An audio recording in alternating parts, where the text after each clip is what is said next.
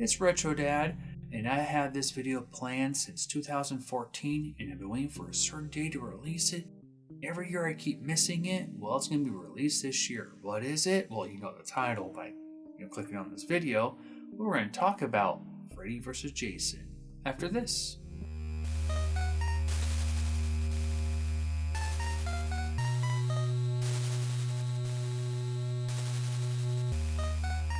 If you want more gaming and collecting content, don't forget to subscribe to stay in the know. Almost any kid born in the 80s or early 90s knows about the classic two horror icons, Freddy Krueger from Nightmare on Elm Street series and Jason Voorhees from Friday the 13th. Freddy Krueger is a burnt-faced, wisecracking serial killer with a glove full of knives. He attacks in your dreams. Watch out, Nemo. Freddy's coming for you. Jason's the opposite of Freddy. He's a slow-moving, hockey-faced wearing serial killer that's sort of a zombie. Although he wasn't too slow in the first two movies he started as the killer, Friday the 13th Part 2 and Friday the 13th Part 3. He was actually pretty fast. If you didn't know this, I'm a huge fan of the horror genre, especially movies from the 80s. They're just neat and fun, and sometimes funny. Out of Nightmare on Elm Street and Friday the 13th, I always preferred Freddy Krueger over Jason Voorhees. I like the way he killed in dreams. He has some great one-liners like, "Welcome to prime time, bitch." Welcome to prime time, bitch. I'm not a big fan of remakes in general. I didn't care for either one. But if I had to choose between the 2009-2010 remake, I would happen to go with Friday the 13th. Robert Englund is and always will be Freddy Krueger to me.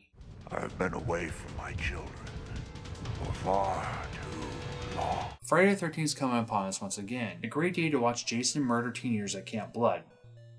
Crystal Lake. For some of us, Friday the 13th the day has sort of become its own holiday in many ways. We tend to watch horror films, mostly any film for Friday the 13th. One of my favorites is Part 7.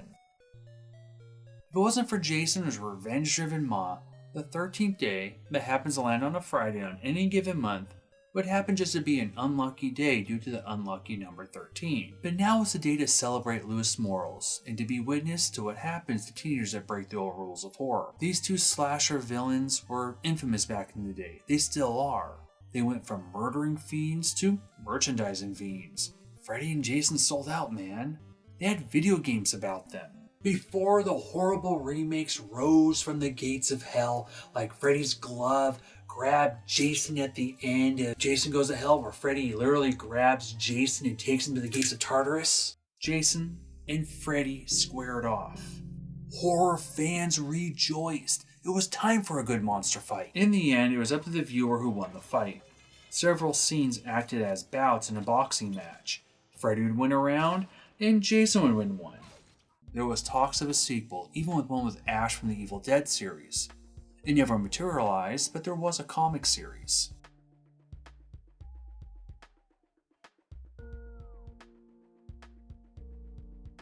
And here's more proof about these two guys selling out.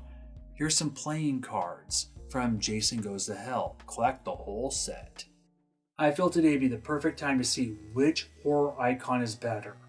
Not from the movies, but for retro gaming. This is the rematch we've been waiting for. It is Freddy vs. Jason 2. Nightmare vs. Friday. 8-bit horror mashup. Both creations were published by LJN.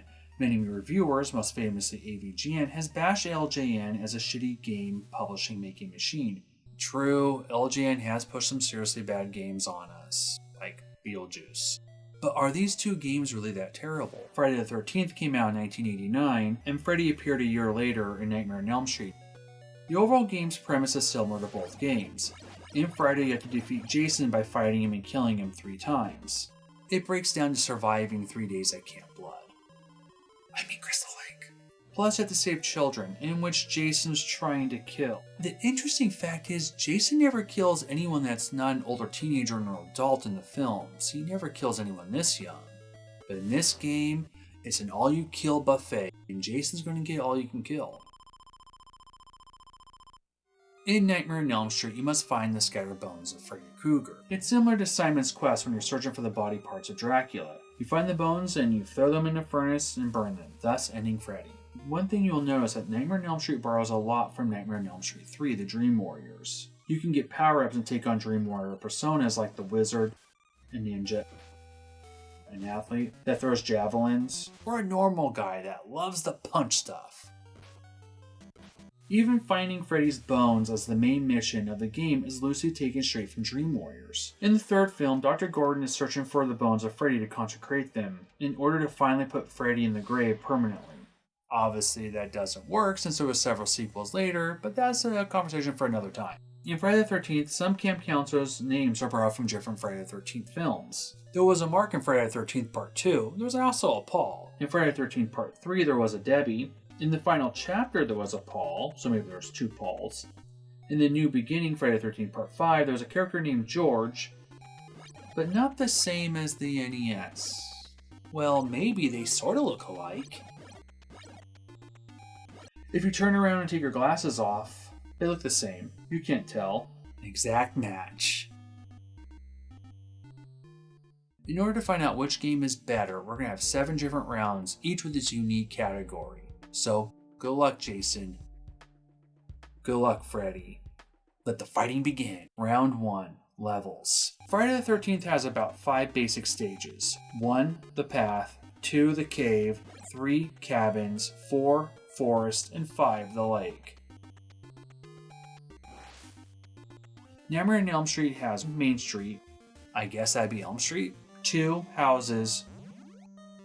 3. The junkyard. 4. The Elm Street Cemetery.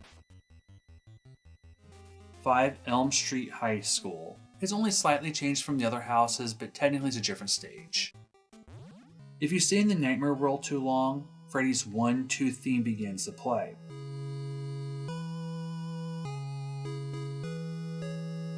That's when you know Freddy's close. If you don't wake up from the dream world, you'll eventually fight Freddy. I do consider this its own stage. Finally, 7. The Nightmare Worlds. Each stage has a nightmare version of it. The backgrounds can change and enemies can change depending on the world you're in. It's basic math. Friday the 13th, 5. Well, I guess there could be 6 if you count Jason's mother's room that's in the cave. Nightmare on Elm Street, 7. Well, technically more if you count each nightmare version. Winner of round 1, Nightmare on Elm Street. Round 2. Enemies. Friday the 13th, there isn't a whole lot of variety of enemies. Wolves in the forest.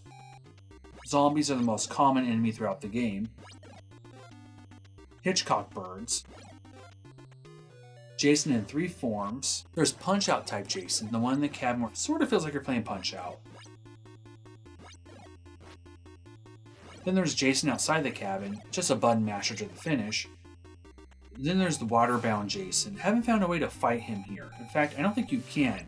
Jason swims super fast. He should swim for America's Olympic team. Then there's Jason's Maw, the severed floating zombie head of Miss Voorhees. So 7 enemy types, and that's being generous. In Nightmare on Elm Street, you have both awake and nightmare enemies. There's a lot more variety here. True, some enemies are very, very generic, like bats and snakes. There's ghosts with wee little bony arms. Not very scary. Giant rats, giant bees, spiders. If you have arachnophobia, then welcome to your nightmare, and John Goodman isn't gonna save you. This game has zombies too, although they could be guys just are sleepwalking. There are demon men, or guys just in spandex. The scariest of the day baddies besides Freddy are the giant sperms with teeth. Nightmare enemies are Freddy-faced creatures. You have walking skeletons and skeleton bats, in addition to 7 forms of Freddy, although one is a cop-out and borrows from other forms. This one's easy. Winner, Freddy. Round 3. Frustrating Quirks. Both games can be very, very frustrating at first if you don't know what you're doing. The map on Friday the 13th can cause you to be disoriented. You might want to go right and you go left because you look at the map. The cabins themselves can be an issue too when it comes to disorientation. You have to search for Jason in a cabin. Jason happens to be one of the world's best hide-and-go seekers. You might have to look over and over again, sometimes in the same spot. until Jason decides to come out and fight. At least you found him. At times, you have to go into cabins to look for clues and start fires in the fireplaces, or save children, same issue. Nightmare on Elm Street, you have to go into one of 3 random houses to start the game. A few times I've noticed that the game will glitch on a certain house and won't jumpstart the other sequences to go on with the game. You'll find yourself going all through Elm Street just to come to a dead end and having to reset the NES. It happens about 25% of the time. I'm not sure this happened to anyone else though, and yes, I cleaned my game beforehand. It's happened several times, and only if the game starts with having to go into the middle house first. And the thing is, it's happened to both copies I've owned. Maybe it's a Rev A problem, maybe it's original release, unsure. Nightmare on Elm Street unfortunately has some bad platforming in parts of some of the levels, or just traps for first-time players. In fact, you'll need to jump across platforms quite a bit. Friday does have some platforming in the cave, but really that's the extent of it. You do need to jump, but there isn't much jumping from point A to point B, unlike in Nightmare on Elm Street where you need to jump a lot. Plus, respawning enemies can be a pain. So who comes out victorious in this round? This is close, but I'd rather get lost than not being able to play at all. Winner? Friday the 13th has the least quirky, frustrating quirk. Round 4. Transitions. Jason has night and day. Freddy has awake and sleep. Winner, tie. For both games, I think the transitions work well and for different reasons. Night and day are seamless in Friday the 13th. Nightmare on Elm Street is appropriately done for the dream and awake sequences. So it's a tie. Round 5. Game difficulty. Having to run around and save kids, plus fellow camp counselors, all while lighting fires and fireplaces, not to mention fending off yellow hairy zombies. It is time consuming. Plus, Jason has a habit of attacking him. You get 6 characters to play, each having strengths and weaknesses. Okay, most only have weaknesses. Mark and Chrissy are the fastest and best jumpers. Give them the best weapons. They are your best chance of defeating Jason. If Jason kills all your camp counselors or the faceless kids you're supposed to be watching over, it is game over. If you don't have the right weapon to fight Jason, you will barely hurt him. Especially if you bring a rock to a machete fight. If you get the knife, you'll do more damage. If you get an axe, even more. Fire is the best weapon. Get the torch. This will kill Jason eventually. Remember, you have to kill him 3 times. The enemies are pushovers. Zombies, no problem. The birds can be annoying. Miss Voorhees, on the other hand, is the exception. She can be difficult, but the payoff is worth it. You can get a sweater that acts like camouflage from Jason, just like in the end of Friday the 13th Part 2. Nightmare on Elm Street has a lot of obstacles in the way, and a lot more enemies to fight through. The platforming can be tricky at times. The Nightmare world has enemies that seem to be stronger, although you can unlock several Dream Warriors to pick from. These powers can come in handy, especially fighting Freddy in different forms. Some Dream Warriors work better than others against certain Freddy types, like the Ninja works really well with the Ghost Freddy. Winner? Another close one. I'm going to have to go with Nightmare on Elm Street. Obstacles and platforming give it an unfair advantage over Friday the 13th. Certain Freddy forms can be more challenging than fighting Jason's forms. Once you get the torch, Jason's actually pretty easy to defeat, even in day 3. Round 6. Music. Friday the 13th. Opening is great. A knife goes right through the mask and swish, the music begins. The opening theme is eerie, it works, is appropriate for the subject matter. You pick whom you want to play and the main level starts. The music is upbeat. Interesting choice. I don't mind dying in this happy world. Get used to the musical score. You'll hear it through most of the game. Then the beeping begins. That's the Jason bat signal. Unlike calling for the Dark Knight for help, the signal alerts that Jason's up to no good. The cabins have that same eerie opening theme. I like the cabin music, it fits with the game. Jason has his own theme when you fight him. Perhaps not perfect, but it works on a basic level. Nightmare on Elm Street has much more variety in music. The title screen has music. It starts the feeling of the game on the right foot. When you start the game, the Elm Street stage music is slightly upbeat too. Although it seems to be more appropriate for this game. For some reason it fits. The sinister house themes is where the music really shines in Nightmare on Elm Street. Take this for example. When you enter the doorway of this house, you might recognize the sound sample. It comes from the Nightmare on Elm Street series. This is what Nightmare on Elm Street on the NES should sound like. Freddy's theme works, not that Jason's theme didn't. Winner, Nightmare. Nightmare's world is creepy and foreboding. The music is dreadful, which is supposed to be. It just feels more creative and appropriate for this title. This is a horror video game after all. Even the rock and roll music to wake your character up from sleep is the perfect tune for this game, even though I feel it's borrowed from RC Pro-Am.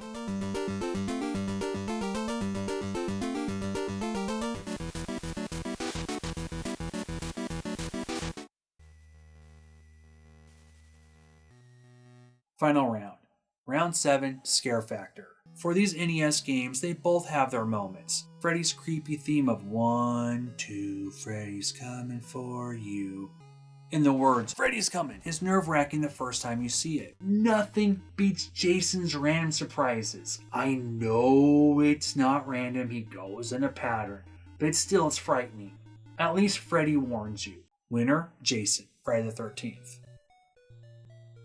So, let's tally up the score. Jason takes 2 rounds and 1 tie, and Freddy takes 4 rounds and 1 tie. Winner, Nightmare on Elm Street. Welcome to prime time, bitch. Overall, both games are not as bad as people make them out to be. Purple is the color of royalty, and Jason's horror royalty, and maybe that's why they dressed him in purple for the NES title. Okay, maybe I'm just reaching. I'm not sure why they chose purple, still, even Jason being purple, he still commands respect in this game. He can be tough, from punch-out form to water-stroking Jason, he puts up a fight. This game does have moments of fun, just too bad there wasn't more. It has that 8-bit charm that makes us forgive its faults and look past it. Like I said, it isn't as terrible as people make it out to be. Freddy's game feels much more well-rounded than that of Friday the 13th. The music is superior. There is much more variety in levels and gameplay. You can play with multiple people too. Using the 4-score or NES satellite, you can play up to 4 people. Only a handful of games could do that, and this happens to be one of them. You and your friends can be the Dream Warriors, fighting Freddy and taking back your dreams. Some of the enemies are complete jokes. Even Freddy isn't very frightening, he's just slashing around. I happen to enjoy Nightmare on Elm Street. In fact, I like it. It's far from a perfect game, but I still like and enjoy it for what it is. It's an average game that only works based on its source material. And if it wasn't for Freddy Krueger, maybe I'd feel differently. But it has Freddy Krueger in it, and I like it. Great graphics. Go forth and celebrate Friday the 13th by watching one of the films in this series. Or relive one of your own nightmares by playing either Nightmare on Elm Street or Friday the 13th on your Nintendo Entertainment System and have your own 8-bit mashup. Thank you so much for watching. Have fun. Go game. See you later.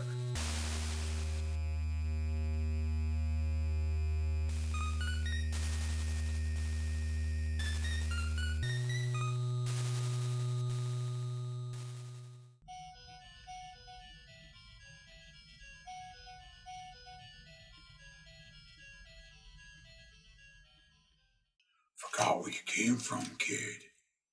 I know where you're going.